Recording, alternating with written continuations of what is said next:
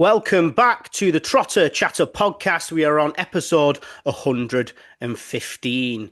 If you're enjoying the podcast, show your support by liking or adding to your favourites in the podcast app, watching on YouTube. We do that now. Make sure you subscribe and give us a thumbs up. Also, remember to ding that bell, as Ben kindly pointed out last week. Your support helps us grow and keep delivering great content every week. Pays for our next Benidorm trip, that.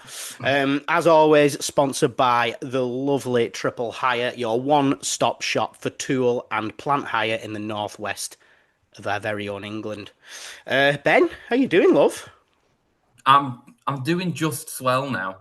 I thought I'd spur you of the Triple Hire shit for a bit.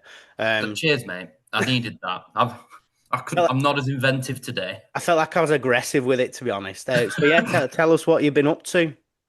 Well, yeah, I missed the Plymouth game because I was on a stag do that coincided with my 30th birthday. So I've drank too much, is what I've done. I've made myself poorly. What did this stag doing entail then? Oh, too much drinking, not enough nutrition, is what I'd say. A lot of heavy petting. Jesus. Yeah, actually, yeah. You're not even introduced you yet. Who's this guy? Whoever he is, he's quick. He knows too much heavy petting as well. Yeah, but you'll be back. You'll be back next week. I will. Where you're supposed to be. Jordan, what have you been up to, love? What did I do last weekend? It's a very good question. I've not been up to much recently, to be honest. Went to the football, didn't we? That's what we did. Oh, well, we don't have to say that we went to the football. We're a football podcast. Yeah. But other than that, I've had lurgy for the last couple of days, so I don't feel fantastic, but should be right as rain, ready to watch the scores come in on Saturday because I'm not going, and then back for the full cast of us for Wednesday. You know you're ill when you've got less eyes than I have. So we bring on a new member of the panel today. Go easy on him. No booze, please. So this is James. James. Oh. So James is we've never had a Scouser on the air before. He's a Scouser who we've adopted and taken under the Bolton Wanderers wing. How you doing, James? You all right? Yeah, I'm doing good. I've been excited to get going. I've been listening for about a year now, so it's nice to finally come on and just chat shit about football. Finally meet us all after all. I know. Who's this guy? Who's no eyes guy? Welcome. So we'll start with some news. Obviously, a lot of transfer business still floating around. P&E, QPR and Wickham are considering moves for Bolton defender George Johnston. This one's bollocks, by the way. Jamaican forward Mikel Antonio says he's talking to clubs in England abroad after leaving West Ham, including Bolton Wanderers, Bordeaux and Sampdoria. That was from some kid in his bedroom, that rumour, so... Yeah, that was back bedroom job, that. Celtic are delighted to announce that Johnny Kenny has signed a new contract extension committing his future to the club till 2029, so buying him is off the table. Loan, we're not sure. Dapo Afolayan is receiving interest away from Germany with teams like Leicester, West Brom, Swansea and Blackburn among the clubs who've expressed interest. So I think there's a bit of a sell-on clause there as well. I was going to say, we got any part of that deal there, which surely we have with the price that they paid for him. Yeah. He's given us a bit of money over the years, this boy. As long as he doesn't go to Blackburn, I'll be okay. Yeah, I agree.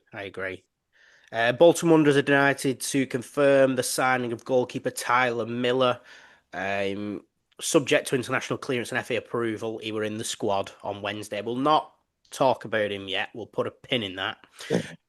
Shabolts Schoon leaves Bolton Wanderers to join AEK Stockholm on a permanent deal. The Hungarian winger is ready for a new challenge in Sweden. Basically, he's been told to leave. It's not confirmed that yet, though, is it? I was going to say, I haven't heard much on that. So is that it's not confirmed? No, he's still a Bolton player at the moment. Yeah, he's still a Bolton player. So we've still got an international player on the books. What this sort of leads me on to my next one. Obviously, Bolton Wanderers signed Ibrahim Sissoko on a season-long loan with a view to sign him permanently next summer. What have we got to lose? Hey? Oh, Come No, on. it's Come not on. joke of the episode. You're not having that. No. Skipped over this a little bit, but Shuey's explanation of basically asking Shun to find another club. Played him on the right wing and he's shown glimpses of what he's capable of. He's got good energy and great enthusiasm. He's a good lad, but at times he just lacks a bit of quality in the final third. Think that was very obvious in pre-season. And then when I've got Mario, Carlos, Thierry and Charlie Warren all available, it might be hard for him to play. Basically, he wants an end product in a winger and he doesn't see end product in that winger. What do you think of that then, Ben, about Shun going? How does that make you feel? The attitude was there, wasn't it? We saw that he really wanted to play for us. Yeah, he clearly gave a shit, but and Shuey's spot on, really. That was never really an end product at any point that he was with us. Like, when you he clearly likes Mendes Gomez, and then Gale and Kozia Dubry are going to be class. So he was already fourth. He rates Warren highly. And now he's brought Sissoko in. Yeah, so it's a bit fucked for him, really. It's probably the best for him to find somewhere else. It's just a bit shit that he's come all the way from fucking Hungary and then he has to go and find somewhere else. I know, and he was hungry for it, weren't he? You son of a bitch. I always thought he was a bit like Thomas, whereas he kind of had the grit and the heart to play. And he'd always put a shift in every single match, even if it turned out that he wasn't good, but he just kind of lacked the quality. That's pretty much it. That's pretty much it with it. But we need quality. Yeah. We're done with all that shit about, he tried. Something's come into my mind, and I'm going to pull back a little bit on it because I don't want to jump ahead again. Last bit of news then. Top 3 attendances across League One over the weekend. In first place, Bolton Wanderers versus Plymouth. We racked up 21,570 with 1,621 away fans. Well far behind Reading and Huddersfield with 12.5 and Peterborough v Luton with 11. So, cracking attendance. We're like the last big fish in this league now, aren't we? And it's getting silly. Derby have gone, Sunderland have gone, Portsmouth have gone. We're just being left alone. Charlton have gone. Virtue Trophy fixtures confirmed. Rotherham at home. City under 21s at home and Oldham away. We fancy Oldham away? Hold on. Hold on. It's not. I remember about 3 years ago, I went seeing a client based in Oldham and they were telling me how bad the club was at that point. Like, they were in absolute doldrums. They were like where Morecambe are now. And it's great to see them back in the EFL. Watched a bit of football as well. Trying to keep up with League One to get a bit of an idea of what the teams are going to be like. Watch Port Vale v Cardiff. What do you think of Cardiff then, Jordan? Second time watching them. I didn't watch the Cardiff game. Did you not? Oh. Okay, who did watch it? Ben watched it. I watched it. I thought they were second best, to be honest. I thought they were a bit rope. Like, they gave the ball away a lot in their own third. But I think it could I hope Port Vale pressed really well. I think they were the team more likely to get it, and I feel like it was just how high intense they were that they couldn't quite keep it up for the full 90. Cardiff have some good players, don't they? But Vale showed them what League One football is all about. They were direct, they were energetic, and they really surprised. And I think Cardiff are coming against a much tougher opposition. Might be an interesting one. Anyway, let's move on. So Bolton played Plymouth on Saturday. What do you think of the lineup then, James? Did we get it right? Was you happy with it? I think we got it spot on, really. I don't think there was really a time in the game where I didn't feel like we weren't in control. And I don't know if that was because Plymouth were not playing the way that they should, but I think that he got it spot on tactic-wise. I think in the first half we were using the wingers very efficiently. I thought Gale had a brilliant game, especially off that left-hand side. And the defence looked probably the strongest it's been in a while. especially Toll getting a goal as well. And we actually scored off set piece. So when was the last time we scored off a set piece? But Probably I thought he got it spot on. About 6 months ago. Oh, it's crazy. But I thought he got it spot on. I thought we were fully in control. We kind of did we have majority of the possession? No, we didn't. Very close. I don't think we won possession. It was like a 50-50 job. I think we were just more efficient with possession. I remember looking. They had 60%. Did they? Yeah. Weird, didn't feel like that at all. No, not at all. I don't feel like they really had control of the ball at any point. It was bizarre. Well, apart from that free kick that they had in the first half, where we were a bit like, "Oh shit, is this going to go in near post?" I can't really think of another time where they look threatening. Not one bit, no. Well, it sounds like they've done what we were doing under Everton, having the ball but doing nothing with it. Yeah. So Tom Cleverley did an interview afterwards, and he said that it feels like he's picked up a team who's got used to losing and basically gave up and just sort of accepted it, which I think was very right in that second half. Scoring a headed goal, though, so I asked the question when we scored that header, when was the last time we scored a goal like that? And Lewis thinks it was Peterborough, David Wheater against Peterborough. I don't think we've had many where we've absolutely pinged the ball into the box like that, and of recent. Gethin Jones at Wembley. Was that not Dempsey? No, Dempsey got the first goal. Gethin got the final got the header at the back post, didn't he? Yeah. But then again, Dempsey's was a good header as well. But that's still fucking ages ago. So... Yeah, well, that just shows how little it was frowned upon almost to get that ball into the box. What do you think we did differently compared to the Stockport game then, Jordan? Why did we get the 3 points that time around? Well, we still wasted a lot of chances, but we put the ball in the back of the net, simple as that. We utilised the keeper's weakness. He was getting beat from them floating back post corners constantly. We realised that he could not hack it, so he was aiming for that. Wingers, top draw, causing an absolute nightmare. I thought Simons was excellent as well. He's just going to be a staple player in that team. He ain't moving. And made the right changes at the right time. I mean, the only thing I'd said he really did wrong was not taking McAtee off when he should have done. But overall, we played almost the exact opposite of how we played under Ian Evatt, and it worked.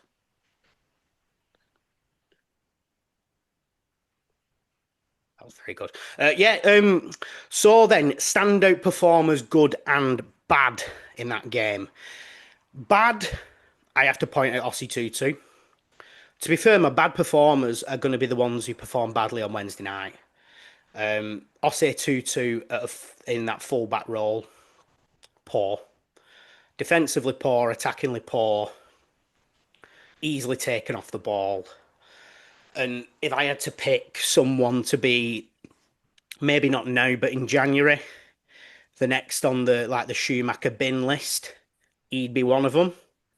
Would anyone disagree? Would anyone think he's rusty or? Well, a lot of people didn't think he had as bad of a game as we thought against Plymouth, but it's because he was on our side and we could really see what was going on. Other than that, I do think that Aaron Morley needs to seriously sort his shit out. And of course, John McAtee, who is I'd rather have Lofty on at this point. I'm not even joking here. I think McAtee can end up being shipped out before the end of the transfer window at this rate. If he can He's garbage. And you know, I wiped the slate clean with him. And he's been diabolical. He's not just been shit. He's been terrible. He looks like a kid on a playground. I just can't get my head around it. For me, it was the work rate. Like, it just, especially last night anyway, it just looked like he could not be asked at all. Pottering around. Yeah. Like, that keeper had the ball every time for about 30 seconds to a minute. And he's just standing there, and he's like, "You're the striker." Sometimes he could have genuinely got the ball off him pretty easily as well. Obviously, I thought we were really strong defensively, as mentioned, but we actually took our chances, as Jordan said. If we would have took our chances on the Stockport game, I think that would have been a very different game. But we are taking chances despite not taking them all. Good. I think the good list is a lot higher. Sharman Loan's distribution, excellent. Tolan Johnson, I think they're probably the favourites to be at centre half now. Because they had a stink. Farino had a stinker last night, didn't he?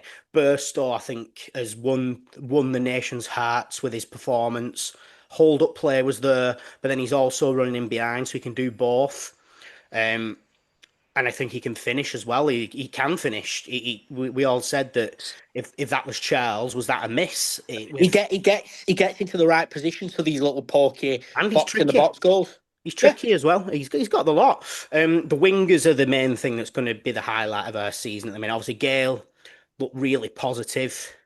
Gale frustrated me a little bit at Plymouth, but I was like, I'm going to give him that time. And then last night he showed what he can do. Took the goal really well. And I think them two are going to be the stars of the. And then you've got Sissoko coming in as well. Like, wow. I mean, Dubry's another level. Dubry is insane. Well, he got man of the match, didn't he? But that touch, it was. Oh, the fans elevated when that touch happened. We all started floating. A few miscommunications between Gale and Burstow, which again, if Gale would have lifted his head up, that wouldn't have been an issue. A lot of people not noticing that Randall's on the right trajectory as well. He's looking a lot fitter. He just looks like he wants to be there, and I think he could be a real asset. Squaddy, I don't think he's going to be the best player. I think fair play to him, because obviously when he first came in, especially for the fee he came in for as well, the first couple of games he didn't look like the player he was at Peterborough, and I think we all just writ him off really, really early. And to be fair to him, he's had a decent pre-season, and he's just kind of come back like a new player. I'm going to give him a few more games and really give him his time, because he's not done anything terrible yet. So his press has been really good, and what went under the radar, he played a really good through pass that went completely. I can't remember who he played it to. It must have been a Mario. And I was going to say, I think it was down the right hand side. He went off. His back was to the defender, and he played it round off the spin, and it went straight through to him. And then is that the one we cleared from a corner and he hits it first time? Yeah, that's the one. Yeah. Simon's already becoming a very key player, and obviously looking at Errahon last night, that could be a really good midfield. Because he's like the metronome in midfield, and Errahon is like this strong, steely player. I would say with Kozia Dubry was absolutely ridiculous. Max Conway looks like a starting player already. Like, I made the joke last night that we brought him on as if like he was one of the first teamers who needs to sort the game out, and he's only played 3 senior appearances with us. We need to tie him down ASAP. And obviously Charlie Warren came off the bench as well, didn't he? Ben, then another loss for Plymouth. Would you be concerned as an Argyle fan? 0 shots on target, no clear number 9. How do you see it going for them? I think Cleverly summed it up best, really. They're a team that's gotten too used to losing. Like, look at what happened to Luton. They got so used to losing, they ended up with 2 relegations on the bounce. I don't think that'll happen to Plymouth. No. But he's definitely got some stuff to try and figure out in the next couple of weeks. Not an easy job. I think it's going to be really tough. Without a proper number 9 as well. They need to. As much as we've been saying we need a striker, they desperately need a striker. So the striker thing for me is, yes, we do at the moment, because we've only got Lawrence and McAtee. Lawrence is nowhere near it, and McAtee is nowhere near it. If Dolby is good, that's still only 2 strikers, isn't it? We're used to having 4 at our disposal, aren't we? And there isn't really anyone who can play in that position through the middle. So Ben, you asked, obviously you didn't go to the game, what sort of style we were playing. Isn't it more the direct style we've been hoping for? I've not seen the Reebok be so excited in a long, long time. We're playing football where it can help improve the atmosphere. Because the way Everett plays, it's very difficult to get fans off the feet, and we were constantly off our feet because so much was happening all the time. Yeah. Pinging long goal kicks from Sherman Law, things like that, just like not being afraid to clear it, give it a go in the box, having a long shot. And so, yeah, it was. And I really want to see what we can do at Barnsley now. It's a shame I probably won't be able to watch it. I knew it was good because twice this week Jordan sent me a message saying, "I'm really sorry for you that you weren't there." I think I said it as well. Yeah, like I just feel like is we live our football memories together, and I was a bit sad that you weren't there. We actually brought a cardboard cutout of you for your seat, so no one would steal it. seems foolish to be honest. James buggered it. He buggered it to death. Yeah, sat on it. That's not the same thing. He doesn't know what it is. Anyway, last night, Bolton Wanderers versus Sheffield Wednesday in the Carabao Cup. Sheffield going for all kinds of nonsense, aren't they, at the moment? And the winner of the game would have faced Leeds United in round 2. I would have loved that. I would have loved that. 10 changes to Saturday's team. Wonder goal from Guy Sikira, whatever it is. Wonderful goal. A silly red card from inexperienced Inwood, but I think when we looked at that back, it was more Cogley putting him in a position where he had to make a decision there. And one absolutely skins Ossie Tutu as well for the other chance. So it's poor defending. The Ugbo goal, that was again. You could tell there was a missing player for the Ugbo goal. Yeah, and I think our fans, like, we were complaining, but we were 3-3 playing with 10 men. Like, we did all right, really. I think people needed to fucking chill out last night. It's like, we've changed 10 players. Just fucking calm down. It's the Carabao Cup. Like, it's not the end of the fucking world. We have the most reactionary fan base I've ever seen. I've never known anything like it. It's like one-track mind. All very emotional. Last week we were the best team in the world. The week before, some of us were saying that we're going to finish 10th. Like, it's. I think Schumacher did get the lineup wrong. I think Cogley at left back, Tutu at right back was not good. Farino, I can't get my head around what was up with Farino. Did he have a bad game? Was he unfit? What do we reckon? I don't know what's going on with him at the minute, to be fair, because I don't think he played well against Stockport either.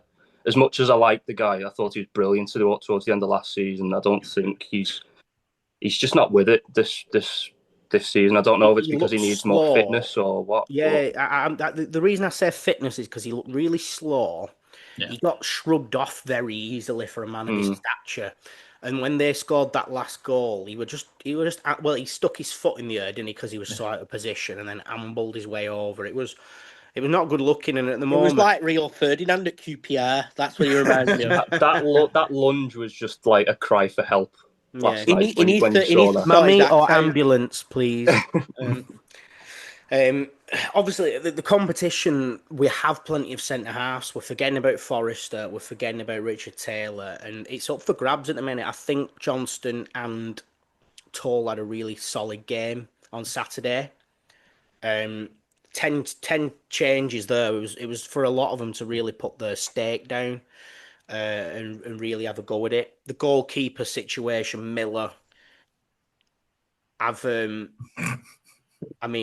who wants to start on that? Well, he cleared it with his fucking knee at one point. He missed the ball with his foot and then cleared it with his knee. He kept running out when he did not need to run out. It was just chaotic. Yeah, and there's like even little things like someone would like nudge the ball to him. He'd go to pick it up, and then it would end up next to him. Like he can't even pick the ball up. Like he was terrible. We have signed American Joel Dixon.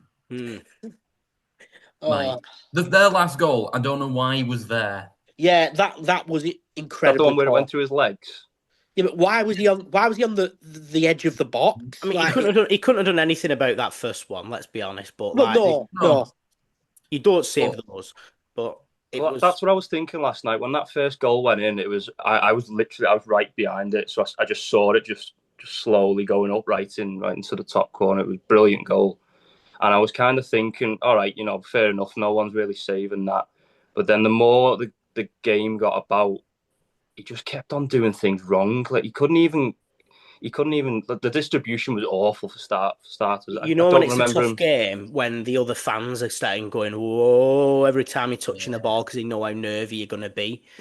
We brought on the big guns and that really obviously kicked in, and I think we really started to see who our main front three are, which is Burstow, Gale, and Cozy Dewberry was back, obviously.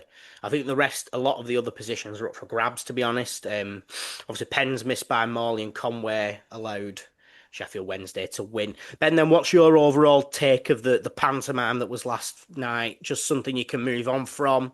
Anything concern you? I mean, I can move on from it, but at the same time, it's worrying if that's our depth. Like, I know they're not all going to have to play at the same time unless it is like first round of the FA Cup or Pizza Cup or that sort of thing. But say we've got a few injuries, some of these players that are going to be coming in just aren't good enough. And some of the players get starts anyway, like Kakati. Oh. Like Kakati, I like Kakati. I like the word Kakati. I think it's a bird. You can't say the other one because they'll try and cancel us. We can say a lot of things on here. No, I just... Spaghetti. It worries me a bit, but I'm hopeful that the first 11 does have the quality to actually mitigate what happens if some of them losers have to play. It's injuries, isn't it? Really, that's the worrying part. If some of our first, like if Cozy Dewberry or Gale injures, then I think it's a bit fullback worrying. as well is a bit of a concern if we lose a player there. There will be more clear out to be done. And I can understand why some people are saying it's a 2-year rebuild. We can't be doing a 2-year rebuild. We're going to have to work it out, and we're going to have to do some work in January if needed. Some positive to take from it. I think we battled with 10 men for most of the game. We came back into the game 3 times, and we still created loads of chances. So, Jordan, would you agree just the mistakes that cost us there? Was that the reason? Because they were there for the taking, let's be honest. Yeah, it was a catalogue of errors, weren't it? I think we would have had them with 11 men. Obviously, they scored the first goal with an individual bit of brilliance, but overall, I think the game, we would have took it, especially over 2 halves with 11 men. I think it was just unfortunate that Inwood got sent off, but we move. It's not the end of the world. He took one for the team, didn't he? Like, as you said before, Cogley out of position. There's nothing you can do. He had no choice, so we were 2-0 down. Yeah. And he tried to pull out. Would have been 2-0 down and the game would have been gone. Pulling out doesn't always work, though, don't. That's just remember that, kids. It's not safe. All you kids listening. So we had to make... how much do you think the 10 changes affected the game then, James? And do you think any of that starting 11 actually made a stake into getting into that lineup for Barnsley? I think what Ben said is kind of hit the nail on the head. I think you can tell it was, well, not our full second team because there was a few players in there that were quite decent. I thought Erahan played really well. Yeah. He got stuck in. So I think that'll be a good battle for the midfield anyway, like you said before, especially with Simons. And if Morley's not getting up to speed, then it's definitely going to make it interesting. But yeah, it was... You could tell we kind of lacked the quality. Would you say anyone in that start in 11 who would get in for the Barnsley game? I know we're probably skipping over lineup predictions, but was there anyone who didn't play on Saturday you'd like to see in there? I'd say Erahan deserves a start against Barnsley 100%. Who else? Exactly. I wouldn't say anybody. I wouldn't say anyone else. I'd start. Maybe Cogley. give Randall a shout. Maybe. Yeah, Cogley didn't start, did he? So I'd start him over Tutu at this moment. I wouldn't play Tutu. Yeah. He looked lost on that left hand side, Cogley. He looked wrong because he when you're heavily one-footed, it's like you're playing on a pitch like that's like 10 times as thin. Like as a winger, it works. As a fullback, it just doesn't. It just looked wrong, didn't it? It looked wrong. So anyway, we move on to Saturday. The old enemy, Barnsley. We played them 1,000,000 times. Excuse me. Barnsley have had a really strong start to the season. They went to Home Park. They beat Plymouth 3-1. Then on Saturday, they were 2-0 down against Burton at Barnsley. Made a meal of the game. McGoldrick gave away an early penalty. And then they conceded a counter which left him easily be able to go around the keeper with like most of the pitch still available. But Barnsley showed some mettle in the second half with goals from Vickers, Keeler Dunn and McGoldrick. McGoldrick has not lost a step. He is still so vital. Last night, they didn't even make an easy game of it. It was 2-2 against Fleetwood, and they won 5-4 on penalties. What would you say these results tell you? Did they tell you anything about Barnsley, Ben? I mean, the 2 league games, they've gone behind in both of them. They've come back and won. That says that's the sort of thing that the good teams do. I know it's only the first couple of games, but if it's a precedent you set early on, you can carry that through the rest of the season. I didn't think they'd start as well as they have done. No, I didn't. I didn't even have them thereabouts, me. I think I had them about. I thought they'd be really poor, and they might be really poor, but they've started off really well. Like I said, there's 2 ways of looking at that, isn't there? Yes, they came back, but they also conceded, so it's a very it's a catch-22 at the minute. It's hard to say. Look at fucking Mansfield last season. Like it's really hard to say at the moment, especially with like someone's first managerial job. Yeah. I mean, fair play. They're outscoring the opponents, and at the end of the day, that's how you win games. But surely, you can stay. But surely, if you've got a leaky defense like that, that's leaking 2 or 3 goals a game, then surely that can't just that's got to give out at some point towards the season. Saturday. Anyway, transfer business. So they've not spent a lot of money. They've not spent any money as far as I can see. They brought in Tenai Watson from Charlton on a free, a right back. David McGoldrick from Notts County. Nottingham County would have sounded weird, wouldn't it? On a free. Young players, Patrick Kelly from West Ham under-21s and Reyes Cleary from West Brom under-21s. Then loans of Nathaniel Ogbeta, Murphy Cooper in goal, Caelan Vickers from Brighton's under-21. He's meant to be a bit of all right. And Connor Barrett has come into the first team picture. Departure-wise, busy. Not household names though, but some. Donovan Pines has left to go to Grazer AK in the Austrian Bundesliga. Stephen Humphreys to Bradford. You can see him at Bradford, can't you? Conor McCarthy to Northampton on a free. Josh Benson to Rotherham on a free. Kyron Lofthouse to Burton. Corey O'Keefe on loan to Stockport. I don't know why they've not kept him, to be honest. But Max Waters to Dundee on loan. Barry Cotter to Notts County on loan. Andy Dallas to Southend on loan. And Jonathan Lewis. Where have you gone, Jonathan? Let me adjust my screen. We're doing it live. Jonathan Lewis, Sam Cosgrove, Aidan Marsh and Hayden Hayton are free agents currently. So that's that. Jordan, then, Hurahan seems to have got them playing some exciting football. Would you agree that it is too early to judge them then? Yeah, definitely. Fair play to where they've started. They've started better than I thought, but it's too hard to judge, and I will judge a team after I've watched them play, and I have not seen them play yet. So they've not played anyone decent yet. I mean, I know they played Plymouth, but as you can see, they've had a torrid start. So it's too early to judge. Let the season bed in, and we'll see what happens. But I'm not afraid of them yet. I need to get a life. I've watched both of Cardiff's games. You get a grip. Yes, tragic in it. Anyone, Ben, you point out as sort of posing the biggest threat to Wanderers then in this Barnsley team? Keeler Dunn. I think he's their best player. He's the one we're going to have to watch out for. I imagine he'll move sort of across the forward line. He can cause any of. We've got a good team, but he could cause anyone a threat. I was actually surprised he didn't move on. I thought he might have got he deserved the move, didn't he? Still time, yeah. The window is open. There is. I think McGoldrick, I think you can't take him lightly. Luca Connell, on his day, we know what he can do. Josh Earl, obviously a decent player. So they have got some decent players there. It's that front line, isn't it? I think you've got to keep an eye on. Barnsley away, then James, never an easy fixture. What do you think we need to do to come away with the 3 points at Oakwell? I think we just need to take it to them. At the end of the day, we're going to their turf. We all know how tough of a stadium that is to go to. We just need to get down and dirty. I think, just get stuck in.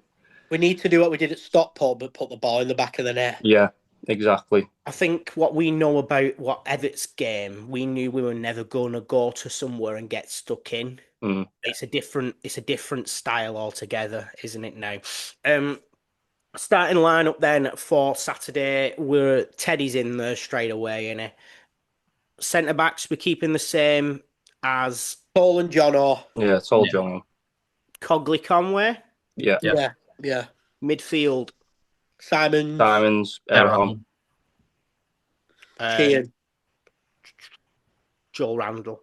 Sheehan over Randall. He started really well for me. Yeah, but Sheehan didn't play in that position, did he? He played in it, and he doesn't really.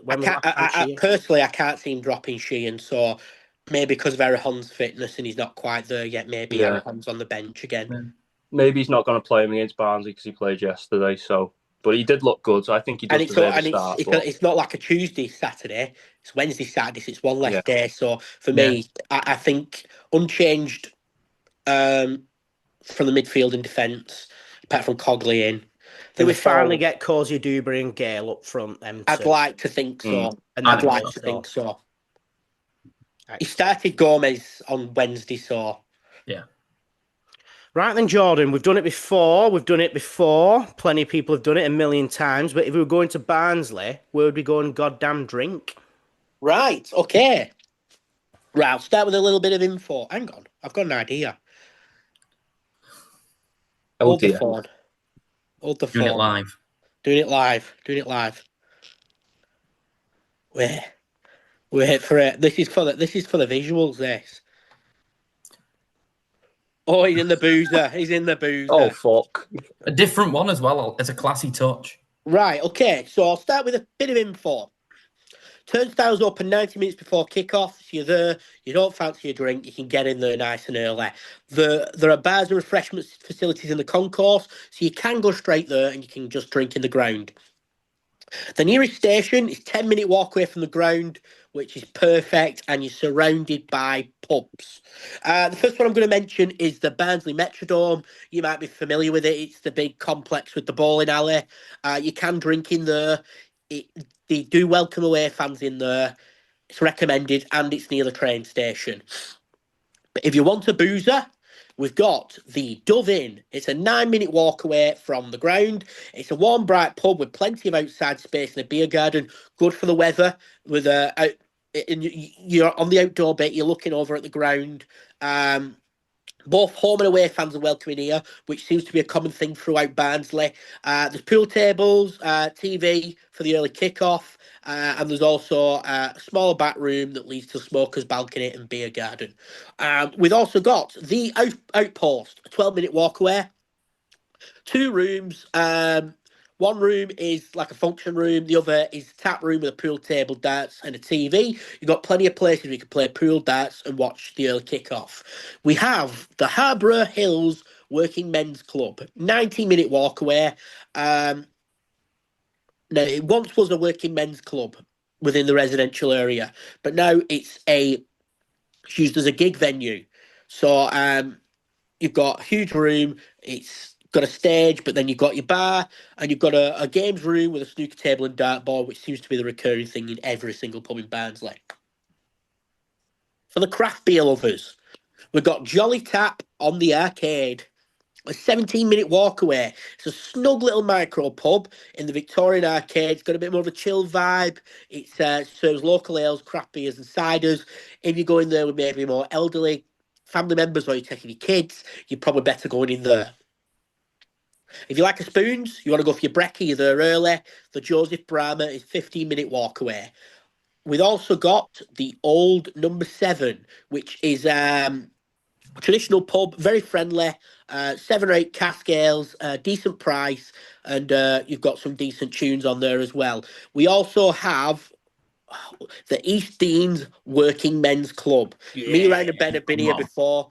Fucking dirt cheap. I mention it every year we do it. Cheapest Guinness I've ever bought. Holston pills for like fucking £2 a bottle. Do you know what I've realised? You can get them cheap anywhere. We were in Ashton and I think we paid like £2 a bottle. Me and you, wasn't it? It was £2 per bottle. Yeah.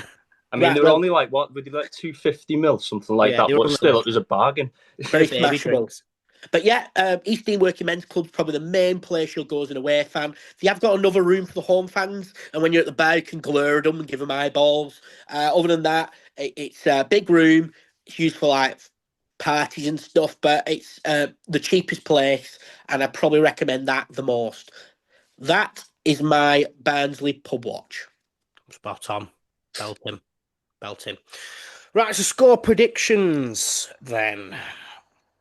I have to keep believing that we're going to win games at the moment. I'm not giving myself any reason to think we have to be going to away games and getting draws. Bullshit. We're going to win 1-0 at Barnsley. Ben? I actually think we're going to win 2-1 at Barnsley.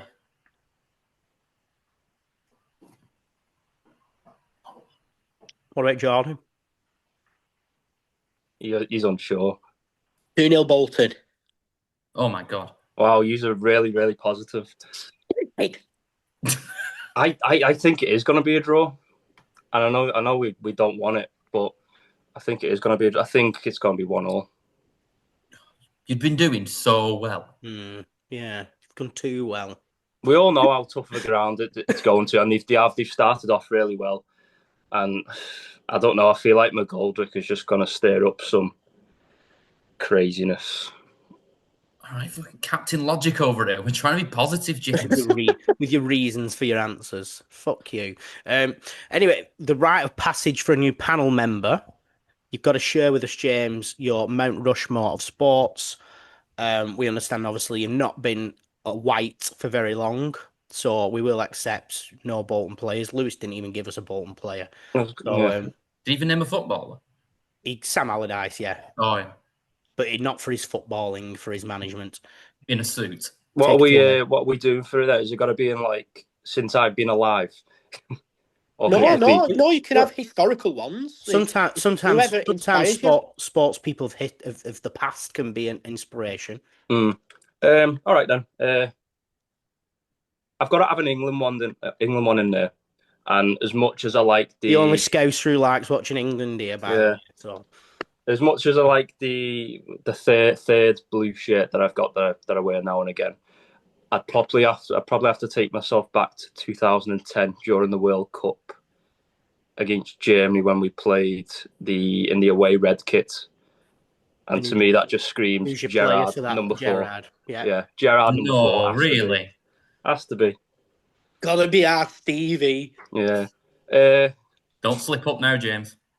Has anyone mentioned Inter Milan's yet? R9s. Well, it's not about kits; it's about people. Yeah, you mentioned both though, don't you? R9, I'd say 98, 99. The Inter Milan kits. Hang on, you were born in 2001. What's going on here? Be on about? Do you understand the question? You're asking for historic, aren't you? Yeah, but okay, fine. Carry on. So your answer's Ronaldo then, basically, isn't it? It's not the kit. Yeah, I know. Definitely. Did you ever watch him in an Inter Milan shirt?